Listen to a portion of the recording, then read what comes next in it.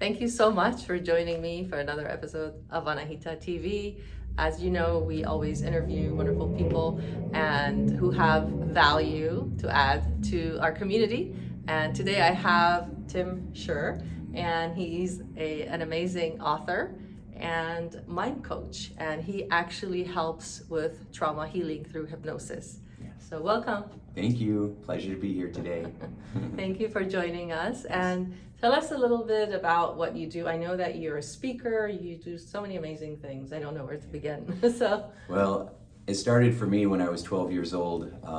My father was working in a steel mill. He was an electrician and he was working on a big electrical panel, and it wasn't tagged properly. So while he was in there with the screwdriver, somebody turned it on and it exploded. It blew up. It caught my dad on fire. He had third-degree burns. Wow. You know, we didn't think he was going to make it. I remember answering the phone and I'm like, hello, and there was this woman on the phone and she's like, honey, find your mom, there's been an accident, which is not something you want to hear when your dad works at a steel mill. And so now he ended up making it through that, even though he had all these scars and all the surgeries and everything he had to go through.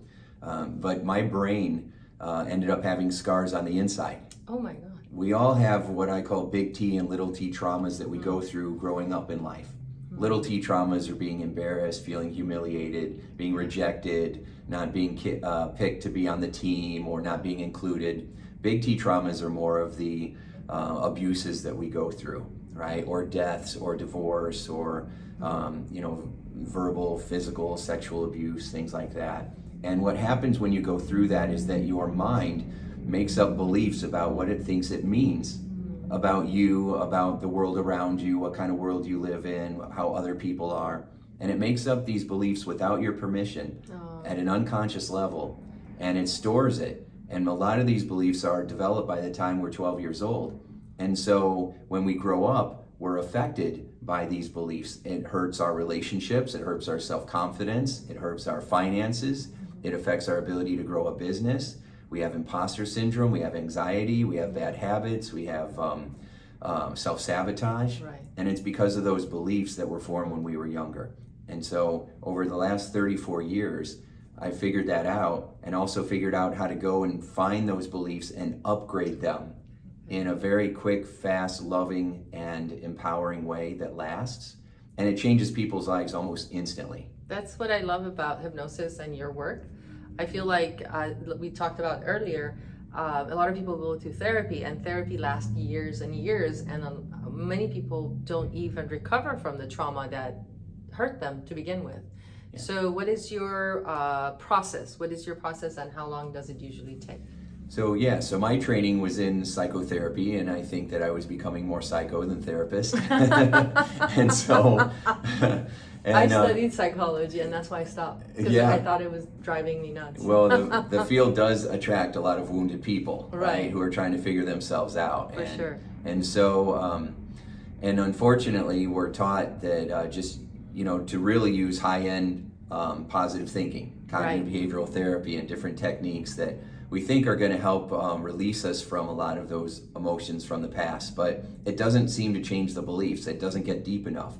So it's kind of like sprinkling dirt over weeds, and then trying to plant flowers over the weeds, but the weeds keep growing back. And that's what happens, or when it comes to trauma therapy, a lot of times therapists are trained to just keep asking you about the same horrible situations and to talk about it over and over, and that can re-traumatize you. Right. It didn't help the first time you went through it. Why going through it for the next 5 years make it any better? That makes a lot of sense. So I figured that what if you went and you got those weeds and pulled them out at the root, and then all of a sudden, then they're not there anymore. And then you plant the flower seeds, right? And then all of a sudden you have this beautiful flower garden, and we have beautiful minds with beautiful thoughts, and we replace those deep beliefs of not being good enough with a feeling of I am more than enough. I'm already loved. I don't have to prove myself. I don't have to chase validation, right? And that allows you to be able to experience a life that is just more happy and peaceful and fulfilling, because you feel good about yourself, and then you can spend your time helping others feel good about themselves as well.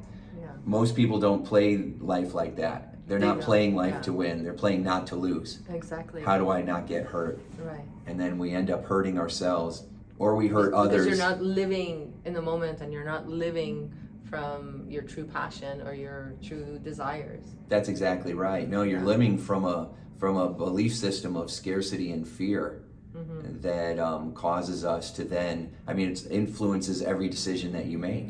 Wow. And most people don't even know those beliefs are there. They don't realize this is happening because it happens unconsciously. A lot of that is so true for self-sabotage. I know a lot of people who really want to succeed and they don't, is because, I mean, they get all, they do all the steps, take all the steps that would make them a millionaire or whatever, or make their businesses more successful, but they never reach that. I feel like I work with a few people who do that, with a few employers where I could see that they're about to succeed and they just go back to their habits.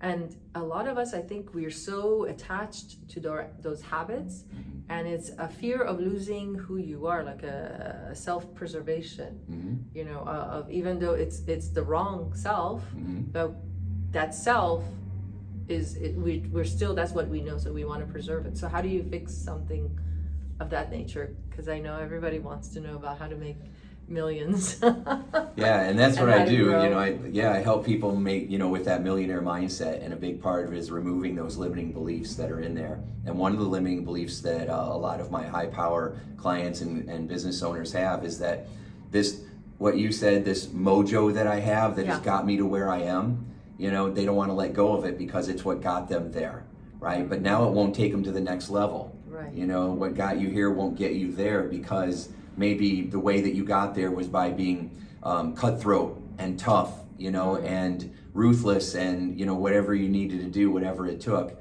But now you're older, and now it's costing you your health, right? And you can't do that anymore. You're not going to be around, right? Or you have a terrible workplace culture now, because everybody's competing with each other instead of collaborative, right? Or it's a cutthroat nature, or you have a reputation now that it's just about the money with you, and it's not about the relationships. And true relationships is what builds wealth and takes it to the next level. An empowering culture is what takes it to the next level. And so we've got to upgrade those old beliefs. And a majority of my clients are millionaires and multimillionaires, and they still are struggling with the same insecurities that they had before. They were just able to figure out how to make money, right? Or they made an app, or they were in the right real estate at the right time, or whatever it may be, and they made a ton of money, but their relationships are still terrible. They still have imposter syndrome. They still feel like, they're on their third marriage, or they don't talk to their kids, or they're struggling with alcoholism, right? And so, that is very common. And unfortunately, more people are wounded than not.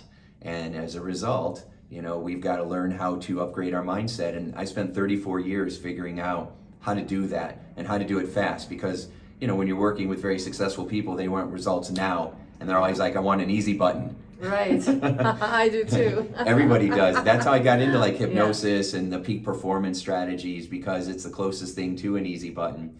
And but my approach is like hypnosis on steroids. It's next level. It's like special forces of personal growth and development, which is what made me, like Joe Vitale in the movie The Secret said I was the best hypnotist in the world. And it's because I'm taking it to another level, because I've figured out how to get to the deepest part of what's driving us and upgrade it there.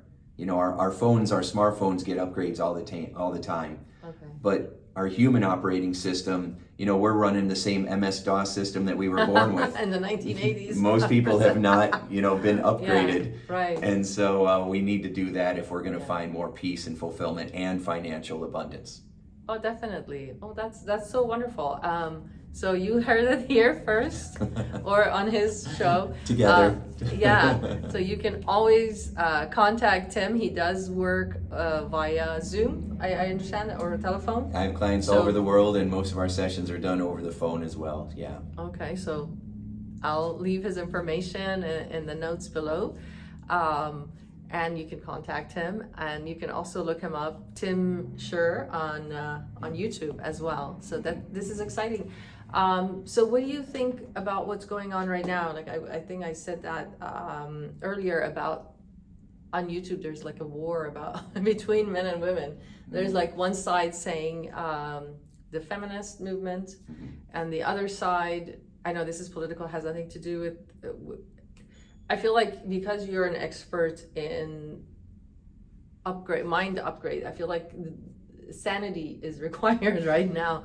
And then the men have, on this side fighting women. It's just like when I turn on YouTube, it's crazy. It's crazy right now. And so what could you as a professional recommend? Myself, I stopped being a feminist because I feel like it separated us from men. And so I do believe in equality. So there's like this thing going on about not being a feminist and being more about equality. So now the men are getting up. I don't know, what is your take on a healthy relationship? So this is just from a human behavior standpoint, right? It has nothing to do with who's right and who's wrong in politics or taking a stance. It's just from observing human nature for 3 decades. Okay. So my understanding is that feminism was all about equality, and that was it. Right. It was about being treated fairly and equally, right? You provide the same work, you get the same pay. That's what feminism was all about. Mm-hmm. It wasn't as much about men and women, and it was about equality, right? And so it started on the right foot. It started on the right foot, and people will take it and twist it to match their model of reality. And when you have a car accident and you have 10 people that watch that same car accident, you'll have 10 interpretations of what happened, whose fault it was, what went down, right? Because we're not looking at reality. Right. We have these filters in our brain based on our life experiences, our beliefs, our attitudes, how we were raised, and these filters, or this information goes into our mind and it goes through our filters, and then we come out with an interpretation, and everybody does it. So we're not dealing with reality, we're dealing with our interpretation based on our experiences and how we were raised. And most of those beliefs that we have developed unconsciously, so we didn't even create it. It was absorbed in us. And so when you have millions of people and billions of people, having interpretations, there's all kinds of truths, and everybody thinks that their version of it is the right one. And we speak with a lot of passion, but not a lot of wisdom. We have a lot of data, and we have a lot of knowledge, but we don't have a lot of wisdom. And sometimes people who are screaming and yelling the loudest are the ones that lack the most amount of wisdom, because people with wisdom aren't screaming and yelling. That's so true. And they're seeking first to understand, not to just be understood. Where people that have a lot of knowledge, that are very adamant about what's going on, they speak very passionately, but they don't listen very well because they believe they're already right. And so we are it's more like, it's not a discussion, it's more like a fact. They speak in a fact, you're right. We're not trying to learn from each other and get better. We're trying to prove who's right and who's wrong, and that does not make things better. Because then we make ourselves better than we really are, and we make others worse than they really are. And then it invites more mutual disrespect. And that is what's happening now.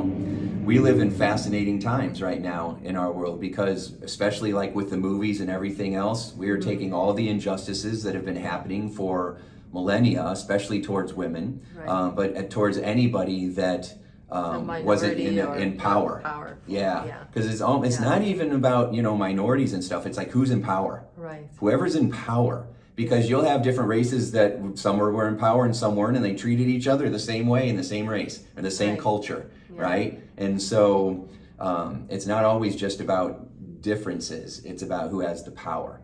And so we're making all these movies about the injustices that have happened with women, that have happened in Hollywood, that have happened in the Catholic Church, that have happened with all of these different areas, and good. It's about time. I mean, it's important that we do that. My concern is that what we do then is we just go and make the same mistake that the other people that we're mad at were doing. We just have flipped it, right? So now we're blaming and attacking, and instead of wanting to feel equal and have trust and have more love and respect, we just take that energy and we just act the same way that they are acting. And so now we, there'll be people that hate men. And now I'm a man hater just because of what happened to my mom. Growing up, and so so that's what the anti-feminists are saying. They're saying basically they love men, and so that the movement has transformed some women into becoming man haters. So a lot of people, but that's not feminism. I know it's not, but that's what the push is. The push of feminism, sometimes it tells young girls that they don't need men. So a lot of women are coming out and saying, no, we do need men. That's ridiculous. So well, and men need women, yeah, you know, and vice some men need versa. other men, you know, Exactly. and some women need other women. And so Exactly. it's a matter of, you know, are we coming from love and respect, and are we focusing on the end in mind that we're Right. moving towards? Because people don't focus on the end result. They're focusing Right. on how they're feeling in the moment. True. And then they're reacting based on the emotions that they're feeling instead of focusing on the end result and choosing how to best respond to move towards that end result. And that's what we need to do. But that's not what most people do. We get heated. Yeah. We have one-sided because you're talking to a camera for a YouTube, Right. you know, or we invite people on so that we To can get trigger them people. fighting. We want to throw gas on the fire because it gets more Yeah. views. Right. And so it's not really, most news programs aren't really about news anymore. They're about the ratings, and so they go on and they egg on their guests, and they feed what the flames that the audience that they're tuning in already believe, right? And so, because your mind will find evidence to support what you already believe. Your mind will find evidence to support what you already believe. And so you got to be careful with beliefs, because the word belief, the 3 letters in the middle is lie. And Wow. so you got to be very cautious about what you are adamantly believe. I went to a graduate school that was it was a Lutheran college, right? Okay. And so they had, it was a Christian college. And I didn't go there for that. I went there because it was close to my hometown, and I got in. And so, Like I went to Pepperdine. yeah, Pepperdine. Pepperdine is a Christian school. Yeah. Yes, and was so close. so I remember talking to one of the professors there, Right. right? And you know, I had a lot of people that were challenging me because I was into hypnosis, because I thought it was all about understanding how your brain creates reality, and I really loved it. But Hollywood and a lot of people believe that hypnosis is the work of the devil, and it makes it Right. look like it's scary, and it's not. Like in the old movies, they had the clock, They had that, and then you someone know, manipulating some the other creepy person. guy manipulating a woman, you know, Right. and so it just continues, and that is not how it is. And so, you know, it's very loving and very empowering, and it just helps people so much. However, because of the fear, you know, I was frustrated, and I was listening to a professor who was teaching religious studies, and I said, you know, what about these religious people that say that you can't challenge the Bible or you don't have faith? Right. And he said they have the least amount of faith as anyone, you know, because they're afraid to challenge it, because they're afraid to question their beliefs, because they're afraid to get feedback. They're so rigid, which must mean Right. that it's not that they have such strong belief, it's because they believe that they get challenged in some way, they could lose faith. And that's Right. the weakest kind. Right. And I thought that was really a powerful answer. And so it allowed me to be open. So even if I completely disagree with someone, I want to understand Yeah. how they arrived at that, you know, understanding. And is there a way that I can somehow respect the person even though I might not respect the viewpoint? Because we got to keep giving respect if we want to get it back. And most True. people aren't doing that. They're Yeah. just like, you respect me because I'm right. How's that going to work? Not gonna work. That's not going to Because work. people have freedom of choice, you know, they have power over their actions. So Yeah, like, bye. and everybody's being driven by unconscious needs and Right. desires that they are not fully aware of. And so we're not even in control of ourselves. Yeah. And that is the thing that most people don't recognize either. We're not even in control of what we're doing, or there wouldn't be self-sabotage, there wouldn't be bad habits, there wouldn't be insecurities, you know, and so, but there is, because of all this programming that we have. And then we take all these wounded souls and then we throw them in the mix, Yeah. and then we expect everybody to be loving and supportive. You know, not going to happen. So what do? We don't focus on changing everybody else. We focus on continually healing ourselves. And that's love what that. emotional intelligence is really all about. Just continuing to heal yourself. Yeah, with Yeah. better tools. Yeah. That we're in the 21st century. I have 21st century technology now that is, you know, I'm doing certification programs and teaching people how to do this method now, this one belief away method, simply because the old tools are outdated and they're not very effective.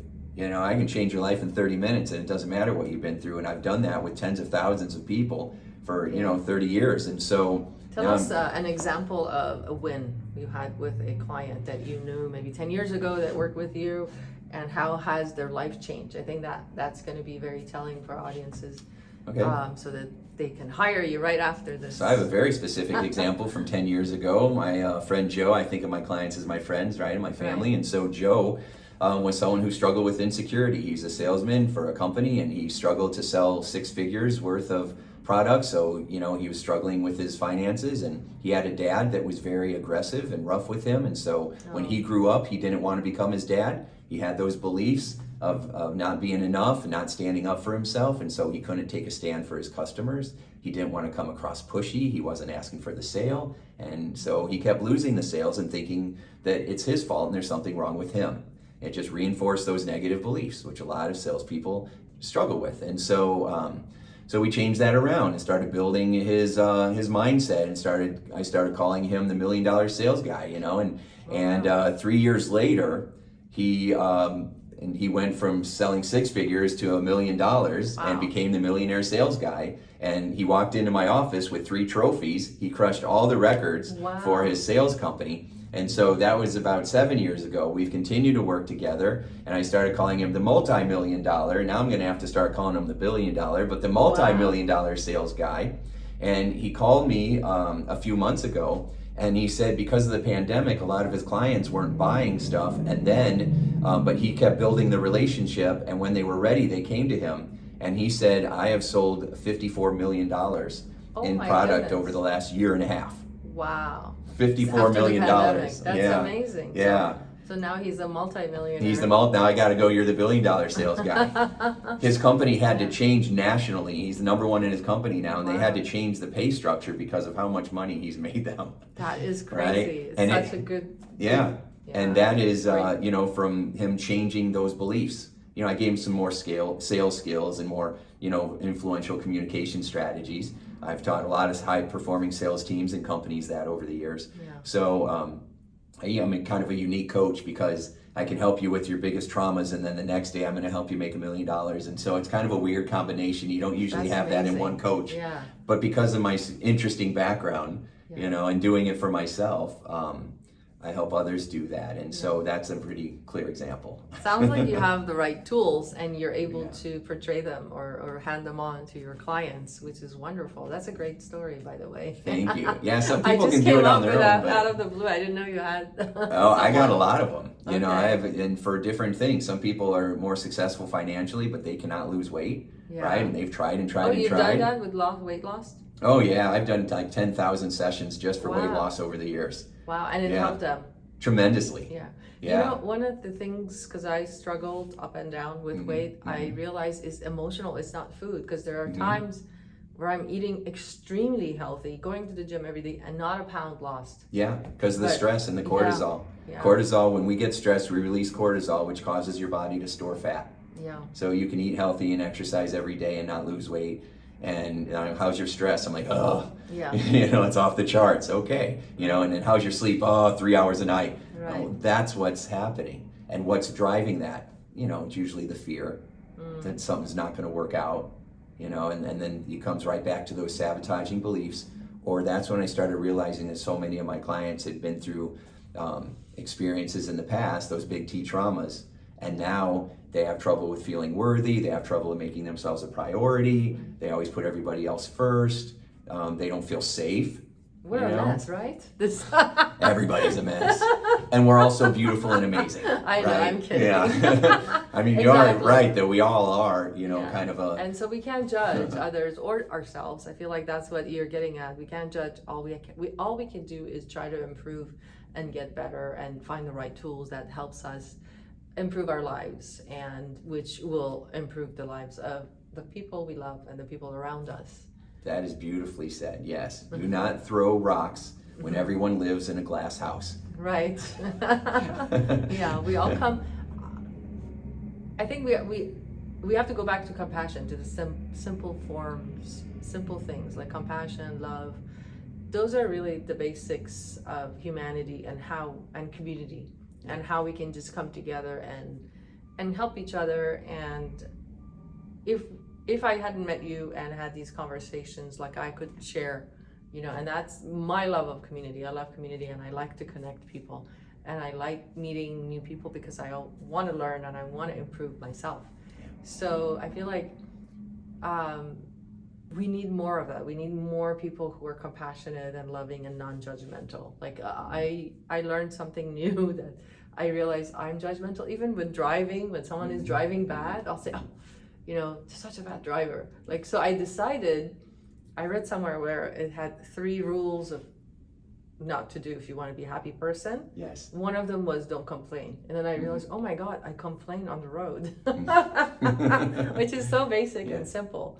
Then I realized that's not cool, you know? But it also attracts more crazy drivers. Right. Yeah, because whatever you're tuning into, you're going to feel like you're getting more of it. You know, Right. what you think about comes about. Yeah. And so, so you want to tune into a different station, and then you'll have a different type of music manifest in your life. Oh, well said. So that's what I did. I said, no more complaining about, I'm not going to notice the bad drivers. I'm just going to focus on my driving. Yeah. And, you know, I lived in Texas, and all you say is, bless their heart. Bless your heart.